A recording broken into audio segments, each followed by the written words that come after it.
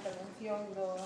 representante da Asociación Galega de Ambulantes Autónomos. A verdade que nos extraña un pouco que levemos meses debatindo este tema e que se nos vendera que existía un consenso entre todas as partes implicadas, así se nos trasladou por parte da concelleira, que, bueno, a concelleira que agora tamén está, que había un consenso, que se había dialogado con todas as partes e agora resulta que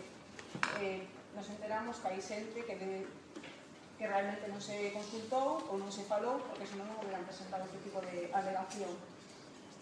O Partido Socialista vai manter o voto que mantivo no pleno anterior, é dicir, non nos vamos a usted. Non seu día, esta foi unha iniciativa da conselleira que propuso a modificación do artigo 9, e tamén me gustaría que o secretario interpretara en que situación que a ordenanza, tal como están apuntando, a modificación parcial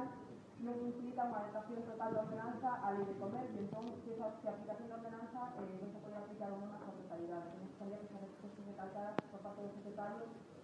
cal é a situación legal en que queda a ordenanza do Concello de